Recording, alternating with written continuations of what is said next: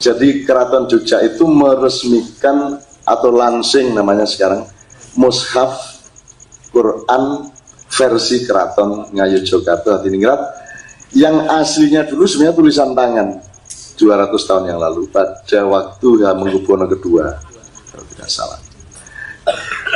Yang ingin saya kemukakan kepada Anda yang harus kita ketahui bersama kira-kira adalah janjane itu ono kecelakaan ngene iki.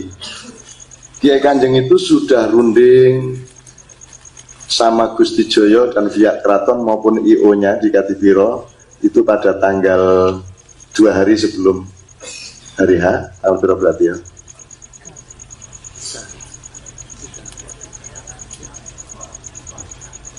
Berarti tanggal 4. Jadi ono sing ekstasi. Jadi ketika Gusti Joyo ini kan nyun sewu kan hampir sama dengan Gus Dur penyakitnya, jadi harus cuci darah seminggu bisa 2-3 kali gitu ya, saya belum tahu persis. Tapi malam itu beliau datang dengan dikuat-kuatke dan gembira, terus seneng lihat bagaimana teman-teman ngerancang dengan perfect semua yang akan dijadikan agenda acara di keraton itu. Kemudian karena saya ini seneng melihat orang seneng, dan karena saya ini kebahagiaan saya adalah kalau terasi sudah bertemu Lombok dan Brambang kan gitu ceritanya. Nek mengijen-ijen lah, ya nek Lombok ijen kan rapayu toh.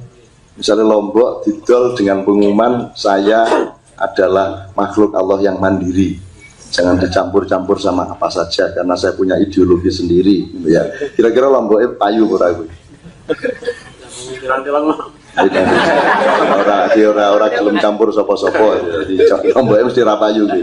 Lombok ki payu mergo dhek gelem diulek bareng karo liya-liyane kan gitu. Menungso ya ngono lah, wis ben diulek Gusti Allah karo malaikat bareng-bareng karo liyane.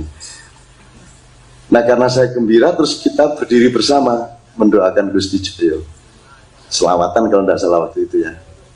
Begitu selesai selawatan, belum sampai duduk, itu tiba-tiba ada orang datang menyatakan bahwa dia ikhlas untuk mendonorkan ginjalnya kepada Gusti Joyo. Padahal Gusti Joyo ini sudah memang sudah ginjalnya sudah tidak berfungsi gitu ya. Terus tiba-tiba langsung sebelum selesai berdoa beneran, belum sampai duduk ada orang mendonorkan ginjal dan kita gembira. Jadi wah kaya-kaya kabul-kabul dungane kene kuwi ya. Padahal itu kan yang terjadi mungkin bukan kabulnya doa kita, tapi hidayah Allah kepada yang orang yang bersangkutan, dan itu merupakan optimisme kita bersama pada malam hari itu. Sehingga Kiai Kanjeng entek-entekan le latihan le gawe musik nyiapke per menit ya toh dengan IO-nya. Tekan gone iki jadwal yang seharusnya diisi oleh grup ini kira orang sing siap kabeh. Jadi Kiai Kanjeng akhirnya keluar dari skenario kudune urung nang panggung, wis nang panggung. Kudune urung nutuk setengah jam. Dan 3 kali harus dalam tanda petik dempul kahanan. Harus demi Kanjeng yang menyelamatkan keadaan. Dan itu kita pikir wah wis berlebih, wis luweh-luweh lah le Kiai Kanjeng ngabekti iki caos bekti wis luweh-luweh lah, wong kudune ming pirang nomor iku wis bernomor-nomor sembarang ditokke. Sebab iki ra teko iki ra siap sak piturute. Ternyata isi kurang. Jadi terus aku jari Gusti Joyo dijaluk mbok Cak Nun yo munggah raketang sedeler gitu kan. Padahal aku iki wis menyembunyikan diri dengan baik gitu ya. Tidak sampai apa namanya naik panggung. Saya ada suara saya keluar tapi saya ndiluk ngene iki ning mburi ngono kae. Ning akhire mergo Gusti Joyo sing njaluk yo aku tresno karo DE dan aku bersyukur mergo Gusti Joyo segera akan ganti ginjal di Singapura. Mungkin sekarang sedang berlangsung, maka saya pun maju lah. Waktu maju ki aku njur ngomong ngopo wong ning ngarepku ki ana raja-raja sak ngono kae. Gitu loh. Iku nek tak tokke tenane sapa aku kan ya ora penak. Akhirnya ana sing tak peksa, tak tokke gitu ya. Saya ngomong mengenai Mojopahit sampai sekarang, tapi yang paling penting adalah bahwa peresmian Mushaf Quran ini peresmian mushaf Quran dengan lambang keraton dan juga dengan hiasan-hiasan di dalam yang bermacam-macam yang semuanya versi keraton ya. Itu saya nyatakan bahwa ini merupakan peresmian pengumuman politik dan pengumuman akidah dari Keraton Jogja bahwa mulai malam hari ini tidak ada hubungan lagi antara Keraton Jawa dengan Nyai Roro Kidul. Tak delok reaksine piye. Burano sing mudeng. Nah, iya. Ben wae ngono. Ternyata ya ora apa-apa ngomong. Padahal itu kan seharusnya yang menyatakan itu kan Sri Sultan.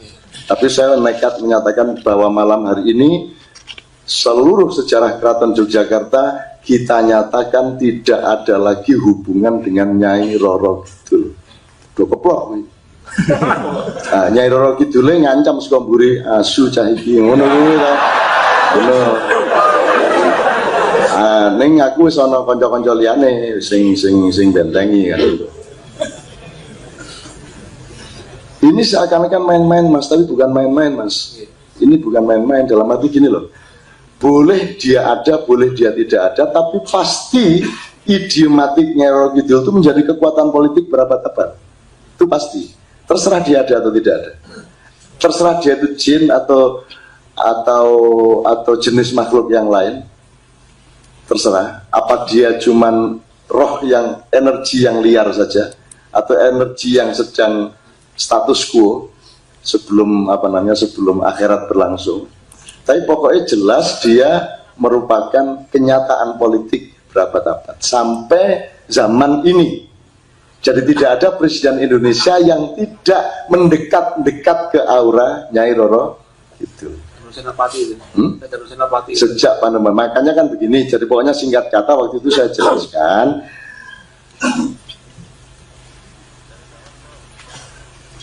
Mojopahit itu kan negara kesatuan. Kemudian dia hancur karena ada luapan lumpur di daerah Canggu, timurnya Mojokerto, bagian barat dari Sidoarjo sekarang. Mau tidak mau Mojopahit akan hancur dengan atau tanpa serangan dari pihak manapun.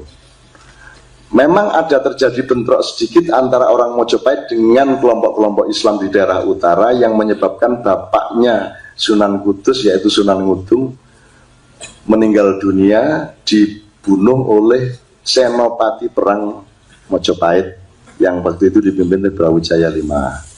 Tetapi justru kematian bapaknya Sunan Kudus itu menjadi momentum yang baik untuk menciptakan perdamaian yang baik dipimpin oleh Sunan Kalijogo, sehingga sebelum Mojopahit hancur sudah ditransformasi menjadi Demak, meskipun sistemnya dirubah dari negara kesatuan menjadi negara federasi.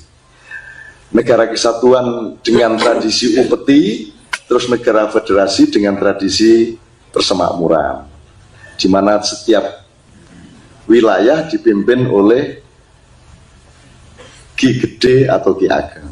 Dan siapa Ki Gede, siapa Ki Ageng, Ki Gede Ki Ageng Gunung Kidul, Ki Gede Kebumen, Ki Gede Jatinom, Ki Gede Menoreh, dari Denpasar, NTB sampai Kalimantan, Sulawesi, Jawa Tengah, sedikit Jawa Barat, semua itu oleh Sunan Kalijogo dipasang Ki Gede dan Ki Ageng. Sehingga mereka semua sebenarnya turunan dari Prabu Brawijaya. Jadi nek sampean saka Klaten itu Anda akan berarti Anda dari Jatinom. Sampean dari Gunung Kidul, dari Mangiran di selatan sini dan seterusnya, itu semua riwayatnya jelas. Nah, pada waktu itu terjadi multi konflik sebenarnya. Setelah Mojopahit berdiri, setelah Demak berdiri, satu, rakyat Jawa tidak siap dengan demokrasi dan federasi, sehingga kerajaan Demak yang demokratis dan federal ini tidak terlalu didukung oleh kesadaran rakyatnya.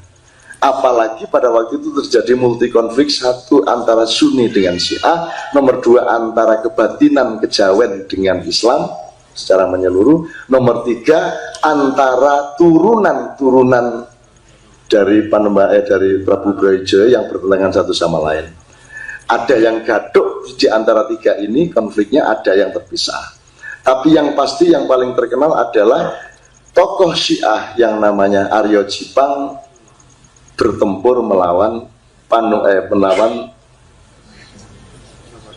seorang tokoh Sunni yang juga Raja Pajang, yaitu Joko Tingkir atau Sultan Hadiwijaya, yang kemudian mewakilkan peperangan itu kepada anak angkatnya, yakni Jebeng Sutawijaya.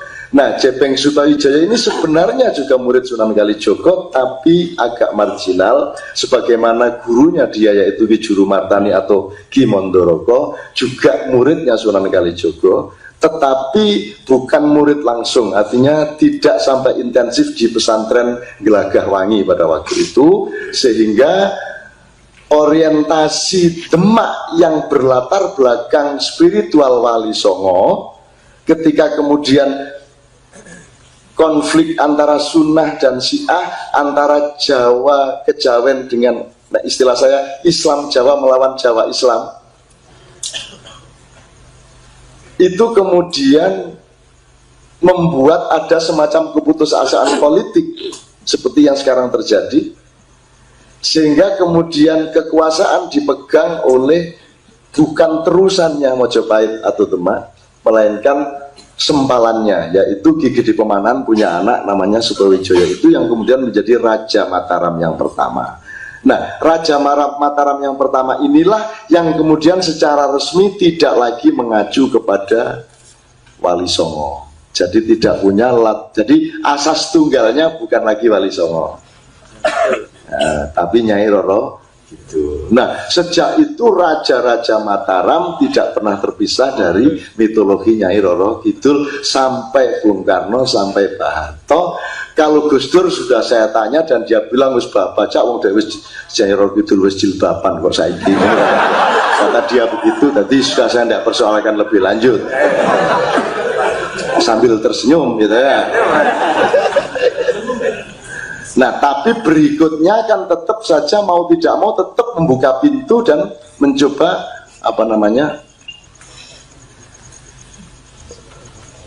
melestarikan hubungan itu.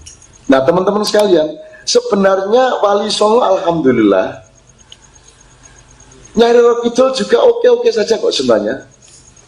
Wong kuwi kan Nyai Roro Kidul padha wae karo Pancasila, ngono ki lho. Jane padha wae karo apa wis. Itu boleh semacam jargon saja atau mitologi saja, yang penting outputnya bagaimana gitu.